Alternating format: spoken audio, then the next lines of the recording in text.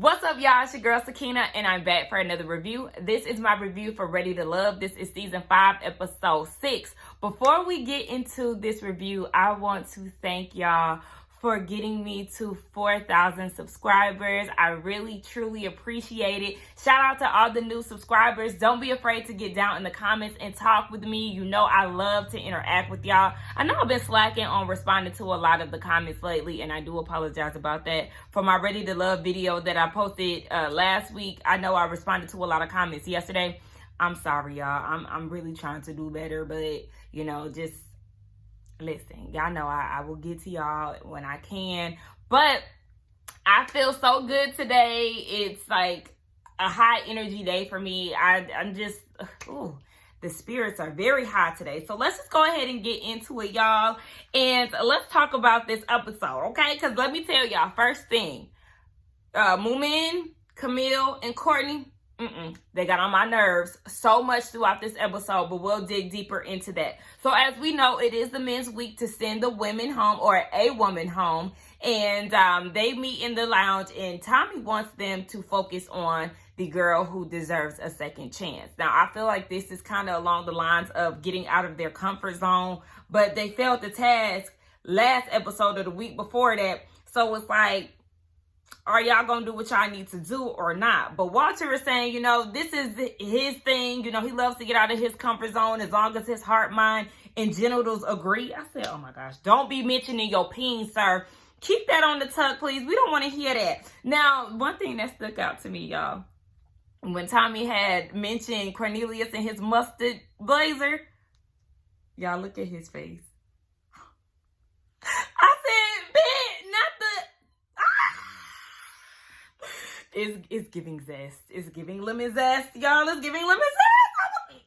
Listen, a lot of people already been saying it, but I gagged when I seen him do that. Like, ooh,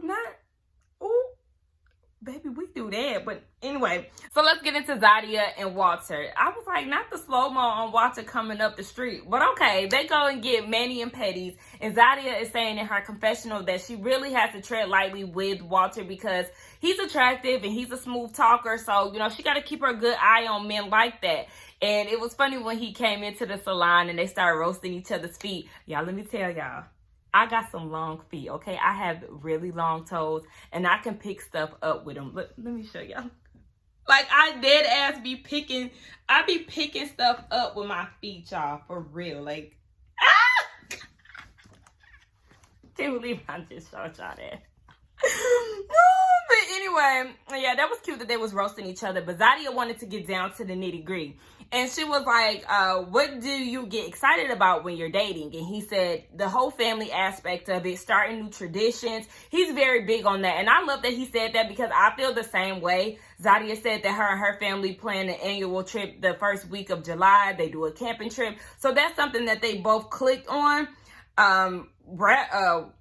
Walter was raised with 4 women, and Zadia wanted to know how that translates in his relationships. And he said, yeah, it does reflect well when he's in relationships, but once his wife had passed away, his dating initially was back to the dating that he was doing when he was 19. So he had to shapen up. And he was like, you know, I really had to focus on what it was that he wanted. And he had to make the decision on what type of man that he wanted to be. So they both vibed. And I really enjoyed the date. I was with Walter when he said that the woman chooses the man, period. It's our world. It ain't a man's world. It's a woman's world. Who run the world? Girl. So get it right. So I felt a little something between the two of them. I actually like that. Y'all know Zadia is my favorite woman of the group. So I go up for sis. Sabrina and Sean, they go on a date and they go to a Korean barbecue restaurant. Come to find out, Miss Sabrina actually knows how to speak Korean. I mean, she was saying a lot of, you know, just the basic words and things like that, but she know a little something. So, you know, she can have the Korean tattoos all on her back. I realized that she had 2 Korean tattoos, one up here, one in the big one in the back. But anyway, they have a conversation, and the chemistry is there. They were joking. It was really a good time. And Sabrina said that she doesn't want to show up as her representative because that's all she's gotten in the past with men. And she doesn't want to bring men in and out of her house because she does have an 8-year-old daughter that, you know, she doesn't want to expose too much to. So they get into the topic of children. Sabrina's done having them. We know that Sean wants them. So this kind of makes him have some type of pause for her. And he was saying that he usually just goes with the flow of things, but he's not trying to do that anymore. So this is just really something that he doesn't want to bend on. But you can tell that he's very conflicted because he does like the vibe that him and Sabrina have. So it's kind of like, don't fall into those old habits, Sean, because, yeah, you're saying that you like her and you want another date with her, and that's perfectly fine. He did say once you find somebody that you like, they have a tendency to kind of, change your views on certain things. But if kids is something that you want and she's saying that she don't want them, then you do need to take that into heavy consideration, because just like you said, 3 months down the line or a year or wherever down the line, you don't want to have this strong connection and then try to make her have a baby. You already know that this is something that she doesn't want when you went into it. So Sean, just be aware of that. But he said that he doesn't want to waste her time. He wants another date and he likes her. So I actually like the interaction between those two, but it looked like things get a little shifty next week, but we're going to save that for next week. So the next date is Aisha and Phil. Aisha, baby, sis, Miss Hairstylist, I'm gonna need you to get rid of this wig, ma'am. For real. Like, this crunchy blonde wig has to go. I think the only time I was okay with it was the date that she had with Frank when it was in a ponytail. But, like, I'm not feeling this. It does not make you look flattering. I just don't like it. And for you to promote yourself as a hair salon owner or a stylist, one of those, I feel like you're not selling your brand, ma'am. You're not showing your brand in the best light. And we want the best for you. And I want you to go ahead and burn the blonde wig, please. It's very crusty. Apparently her and Phil had some type of interaction before because her car had some issues and he was trying to see it through, trying to make sure she got home safely and all of that. I said, what's up with all these car issues? Does nobody have AAA? What's going on? First movement in her tire, now Aisha, and whatever she had going on with her car. Baby, I'm going to need y'all to call AAA. But she was talking about how she loves to cook and she loves lobster and all of these things. So then they get into the conversation of kids.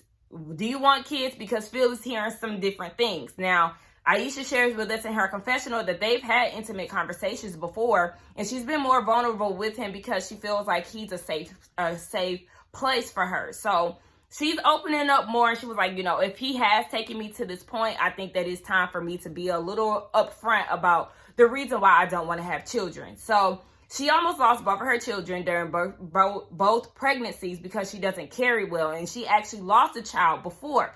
So she starts to break down and said that she doesn't want to fail her next husband, with him wanting a child, and she may not be able to give him that. So she starts to cry, and I started to feel bad for her. But I kind of was questioning the tears a little bit, like, are you crying? Or are you, I don't know, because y'all know she was doing a lot of, but I don't think I seen a lot of tears, even though she did spend a lot of time, like, covering her face.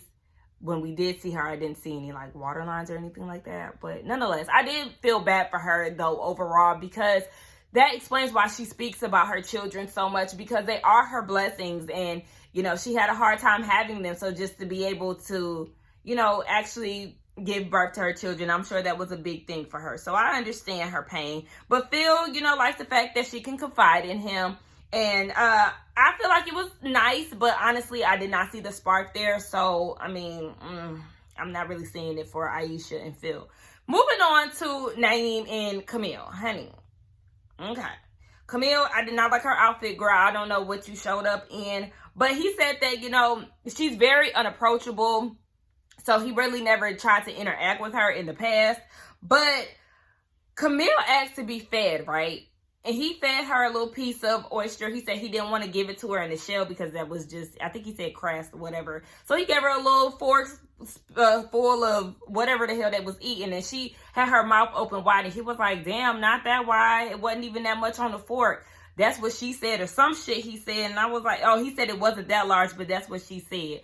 I do not like when people be talking like that on first dates. Like, don't be trying to make sexual jokes on the first date because it makes me think that you after. I mean, obviously, look, I had this conversation with this guy a few weeks back because I told him, like, I didn't want him to kiss me on our second date and all of that. And for him, that was a problem because I guess for him, he gauged that I wasn't interested in him. I feel like I might have told y'all that, but whatever. He was saying that, and my whole thing is, what was I saying? Yeah, I don't want to be like, I don't want to be doing too much too soon. So that just be my whole thing. I kind of lost track of what I was saying, to be honest. But anyway, yeah, I just felt like he needed to chill on that. Now, Camille said in her confessional she could see him being the homie, but he did feed her oysters. I couldn't tell if she was complaining about that or if she was happy about that, because then the producer was like, well, you know, that's an aphrodisiac. And she was like, so he ain't getting none? So I don't know. Y'all thought she was complaining about it, or if she was just bragging on the fact that he fed her, because she did ask him to do that. But nonetheless, let's go ahead and move on. So, she wants to know if he was making six figures. And he was like, that's kind of a red flag when women are asking about finances so abruptly, because she also started talking about kids too. Like, so, you know, do you want kids? And he said it's more about the woman first. And then, you know, once he has the right woman, then of course, you know, kids will come and play. And I understand that totally. You got to think about the order, Miss Ma'am. So she was like, well, she has a son, and, you know, how would you think he would fit into your life? Girl, he got to see you in his life first before he think about your kid. Girl, what kind of questions are you asking? So then that's when she jumps into the finance thing, and he really wasn't trying to answer. She was like, I mean, but it's six figures, right? Camille, stop trying to be saved. You have all these expectations for these guys. And it's like, of course, you know, you have your expectations. There's things that you want out of a relationship, blah, blah, blah. But every time she asks about finances, it literally always puts me in a weird space. Like she's trying to be saved. And I think it's because of the way she interacted with Cornelius when she heard that he has no debt and all of that. And then she mentioned how she has debt piled up to her neck. So it's just like, I don't know. I don't like that. I appreciate him not answering the question, because she's not letting things just flow. She doesn't know how to have a decent conversation that just comes off natural. She just kind of, okay, so what about finances? Okay, so what about kids? It's just nothing that's just genuine and just allowed to just flow. Like, girl, you need to learn how to go with the flow. And I don't like that. Naeem said that, he also asked, how do you show up when you're interested? How do you show a man that you're interested while dating? And instead of asking the question, she goes and says, well, if I'm not interested, then I'm basically going to leave him on red and put him in the friend zone. Girl, he's not into you. He thinks that you're crazy, and he wants a woman more centered. You know, I got my good eye on Naeem. I think he's very attractive. After seeing him down at that pool party last week, I said, Naeem, holla at me. I think you're the one for me on this season. I think you my one, honey. What's up? All my contact information is in the description box. Slide in my DMs. All I'm saying. Nonetheless, we get a group date with Dante, Frank, Moomin, and Sabrina. They go mini putt-putting. And the men are going up for Sabrina. Sabrina actually looks cute here, but the thing I did not like was her lipstick. And I didn't notice her lipstick up until she sat down with Dante. But yeah, she's getting the men's attention. She's being the life of the party. And she finally has something on that looked nice. Because to me, personally, Sabrina is another one, along with Aisha, who is a fashion designer. I think that's what she is. Or interior designer. Whatever. She a designer of some sort. And I don't like the way that she put her fashions together. Like, no ma'am. I don't like her confessional look. I think she had a corset with a whole big ass necklace on, and girl, no fucking ma'am. So anyway, she looked good here. I said all of that to say that. So Moomin is feeling this connection with Dante, honey. Okay, but Sabrina went and swooped on in and was like, you know what, Dante, come with me. Come get this drink. So they go and sit with each other and they have a conversation. Now, Dante, he's feeling Shiloh and Zadia. So, you know, he's trying to fill out what Sabrina is giving. Sabrina brings up her daughter and how the dad is absent. I said, well, girl, you speaking to Dante, who got scattered families, honey. He has 3 different children in 3 different places with 3 different women. So you might want to see how active he is with his children. Now, he says that his baby mothers are very easygoing for the most part. That was the key word, for the most part. So he likes the fact that Sabrina is more so open to it. And a lot of women would usually cut him off because he has so many baby mothers and children that don't be in the same place at one time. So, I mean, I said, okay, we just gonna see. But moving on to Frank and Moomin. They do this Lady and the Tramp donut bite together. And I'm just over Moomin because now all of a sudden she has her eye on 4th grade Frank. Girl, you have your eye on whoever is in front of you at the moment. You was just feeling Dante. Now all of a sudden you got this one-on-one with fourth grade Frank and y'all feeling the vibes. But apparently fourth grade Frank said they had been talking and they've been really getting to know each other. So this is the first time that they actually been able to go on a date with each other. So she said that she loves his vibe, style, and the vision that he has for a woman and a man. He talks about his upbringing briefly. Upbringing briefly. That was like a lot to say. And she asked him, what are some of his values? And for him, family is everything, of course, with a lot of people. Now, Moomin is saying, they get into this conversation about herself. She's saving herself for marriage. And she said that she doesn't like to lead with sex. But I said, okay, Moomin, you don't like to lead with sex, right? But why you let Corey get behind you on that log and dry hump you? Even when he got down, you told him to get back up there because you thought y'all was going to role play riding a damn horse. Huh? But you don't like to lead with sex, but you let that man put his peen on your back. Girl, get the fuck out of here. I don't get it. Now, Frank is saying that he's hypersexual, but, you know, things might change depending on the vibe that he has with Moomin because they feel a connection. All right, now, Liz and Jason. That we already know that Liz and Jason ain't even together. I'm not seeing it for them because I just feel like Moomin, I'm about to change her name to bare minimum Moomin because at the end of that day, she said, "Ooh, and you fed me. That's important." Girl, I'm so sick of your shit. You love being easily impressed by the slightest things. And I can't stand it. Bare minimum Moomin. Anyway, Sean and Tosia, they actually go on a date. And Tosia said that she likes the new addition of Sean. And they start talking about her traditional values. And they both grew up in a Baptist church. So they vibe on that. Come to find out, Sean is actually from Macon, Georgia, which is about an hour away from me. So, okay. Come on. I actually used to live there. I used to live in the Warner Robins area for anybody who is from Georgia and is familiar with that area. Yeah, I used to live in Warner Robins, child, when we first moved down here. But nonetheless, I feel like, Sean, you hit the jackpot. You finally are talking to somebody who is willing to have kids, who is actually in a rush to have kids because her biological clock is ticking. So hopefully, you know, I was feeling a little vibe between the two of them. Hopefully this is something that they could really explore more. Cornelius and Courtney, they get a date. And I said, Cornelius, I mean, I guess she deserved a second shot. That's what it was about. But I just would rather him go. I mean, don't nobody else see it for him. So, okay, whatever. Go on a date with Courtney because ain't nobody feeling her either. He said that he wants somebody to kick it with and kill it on the red carpet. That ain't y'all. That ain't y'all. That ain't y'all. I can imagine Courtney, you know, trying to give her sexy vibe. Meanwhile, Cornelius is teasing down the red carpet. I said,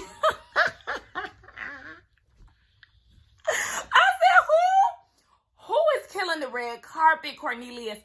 Stop the foolishness. Okay, but anyway, oh wait, my notes then took me back to the top, y'all. So Courtney feels like everyone kind of backed off of her after the Corey thing, but I'm like, who else did you have a connection with, sis? What are you talking about? You let that lame kill your options, and I'm going to put options because I didn't see her really interacting with anybody else. But, okay, I just feel like she's not being the young, fiery, vibrant one that we thought. We thought that she was going to have like the Adriana effect. Remember, everybody pretty much had her on their radar that one season because she was the young one of the group and all of that. But she's just not giving what we thought she was going to give. So he asked if she got all of her dating experience out because she's so young. And she was like, yeah, she typically goes for older men. So Courtney was like, how do you feel about us? His foundation is rooted in faith, ma'am. Meaning, he ain't about to just be slanging peen the way that you want him to. And he said in his confessional that, you know, her not saving herself for marriage is a red flag for him. And Courtney was like, that he still prefers no sex before marriage. She understands that, but she's a sexual person.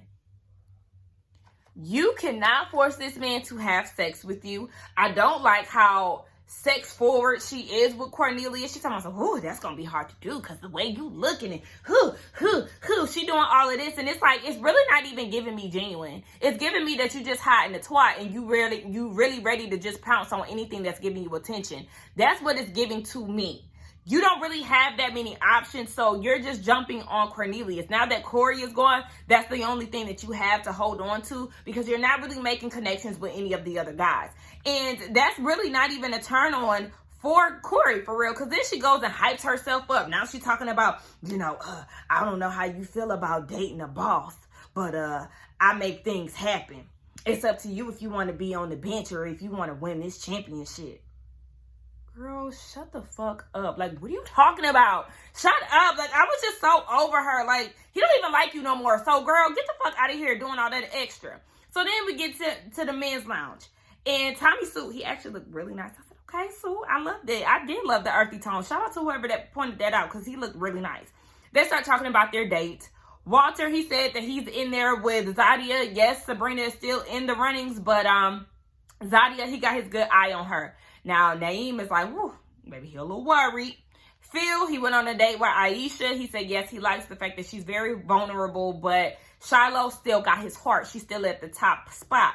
I do like the fact that Phil didn't share her information with the group. I said, okay, that's points for you, Phil. Sean, he said that Tosia gives him the Jill Scott vibe. Is it because she's very busty? What is it? Okay. And Sabrina, he said that he really likes her. She's very royal and regal. Okay.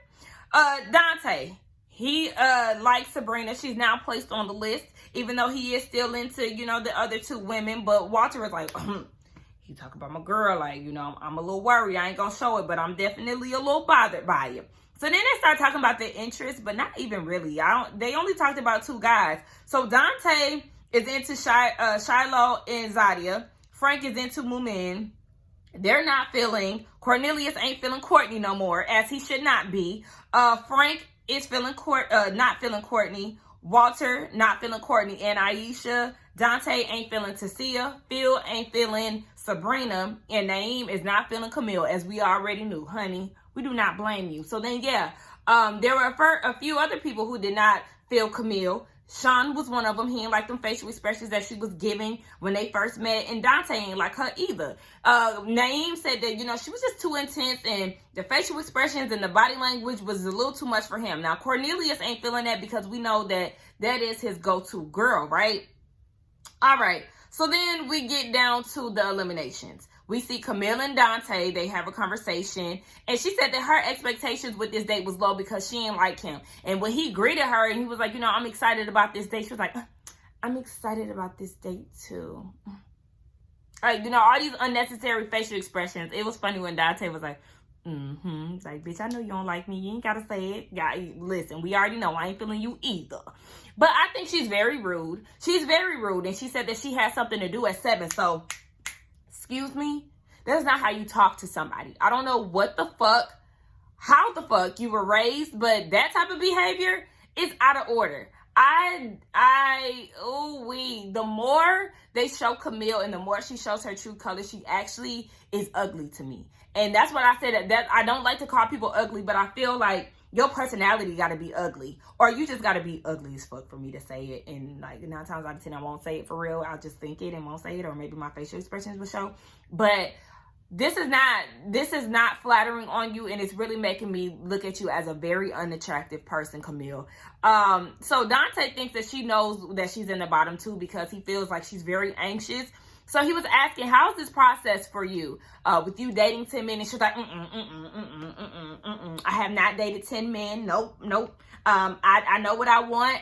I have not been dating other men, and that's the problem. And that's the problem, because you've literally put all of your attention onto Cornelius. And really, I feel like the chemistry was there for y'all at the first mixer, the first episode, but really after that, it was more of a dictatorship. It was Camille's way or the highway. You was the captain of this ship. He ain't even, you're literally bullying this man into being in a relationship or whatever the hell it is. And I don't like that. I don't like the fact that Cornelius is not vocal on how he feels about your assertiveness and how territorial you are. I don't like none of that. So this whole thing between you and Cornelius, just know that it's not going to work, and I do not see it for y'all.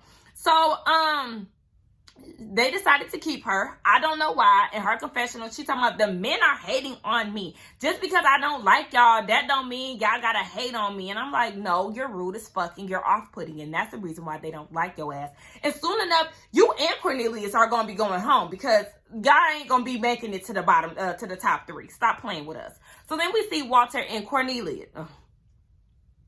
That's another reason why I want y'all asses to go home. I'm tired of saying Courtney, Cornelius, Camille. Y'all know I say that every episode. But Walter and Courtney. I already knew that these two ladies were going to be in the bottom. And honestly, it kind of shocked me a little bit because I felt like my predictions last week was going to be Camille and Tosia.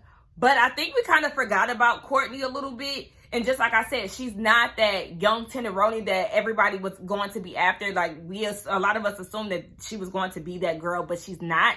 And because she's not interacting with a lot of other guys, she kind of just fell to the wayside or slipped between the cracks. And we kind of forgot about her and the other connections. She's not making other connections. And that's always somebody's downfall. When you literally put all of your attention on one person so early on in the game, that's going to do nothing but hurt you. And that's exactly what happened to Courtney. Child, listen. So he was asking, Walter asked her, tell me about yourself. I'm so glad that Courtney said that that's such a generic question. When I tell y'all, when I am interacting with a guy or getting to know him and he asks me, tell me about yourself, I'm like, oh, he don't really know how to have a conversation. That's like, my antennas go up when I hear that. Because what? What do you mean, tell me about yourself? What do you want to hear? I like to take long walks on the park. I like to go horseback riding on Saturday. Like, I don't like that type of shit. Like, what do you want to know? If there's something that you want to know specifically, then I'm going to need you to ask. Because that whole general ass statement of tell me about yourself, nigga, this ain't no damn job interview. I'm going to need you to give me some damn specifics. I don't like that. So, she said as far as relationships, you know, she has an assertiveness and aggressiveness about herself. But that's because she has a wall built up. Okay. So then they mentioned the double date because Walter is saying, like, you know, he really hasn't had a lot of time with her. And she was like, well, we went on that double date. And he was like, yeah, and both of y'all's attention was on Cornelius. I'm wondering why I'm here. Like, bruh, I'm friend zone. And she was like, so you gonna just accept a participant trophy? Girl, stop the bullshit, okay? You are not interested in Walter. Remember, you called yourself assertive and you go for the things that you want. You see how hard you're trying to go for Cornelius's ping, which I don't understand why. You would have did the same thing if you was interested in Walter. You're not interested in him, so don't even try to act like you are. So he was like, yeah, you told me, like, I'm not even in the game, so what am I going to try to pursue you for? So for that reason, you are not ready to love. And, you know, she was very sad about it and she started crying. I think she said, you know, she was sad because she wasn't finished with what she sought out to do. Well, he was done with you. Courtney, Miss Ma'am, Cornelius, yeah, he was done with you. You was a little too thirsty for that peen and you wasn't hearing him. You was not respecting his boundaries. You was too busy trying to get in his pants. And like I said, I didn't even see the chemistry between y'all anyway. You was just more so busy trying to get your box beat. But anyway, that was the end of the episode. I would have liked for them to send both of the ladies home, honestly, because, yeah, no, y'all could have sent both of them home, and then we could have got Cornelius sent home that next week, because ain't nobody else feeling him like that. And I promise you, boo-boo, him and Camille are not going to be in the top 3, so it'll be pointless anyway. Next week is the friends meeting up, and y'all let me know how y'all feel about that, because I'm feeling like it may be too soon. There's nobody that's really making major connections for me to be like, okay, you know, there's nobody that's set in stone at this time. Shiloh is on a lot of people's list, so it's like she hasn't even really narrowed it down to my understanding on who it is that she, you know, is I guess got in her top 1 or top 2. I don't know. We didn't even get Shiloh in this episode, and we didn't get Sydney, which I was surprised by because she's the new girl. You would think some people would be trying to give her a chance, but nah, we ain't see her. So that's just my thing. I'm a little concerned on this whole meeting the friends thing when we ain't even really to the point where people have locked in their connections. Y'all let me know what y'all thought about that. I thought this was a good episode. You know, I thoroughly enjoyed Let's get down in the comments and talk. Don't forget to like, comment, and subscribe to my channel. And I will see y'all in the next one. Bye.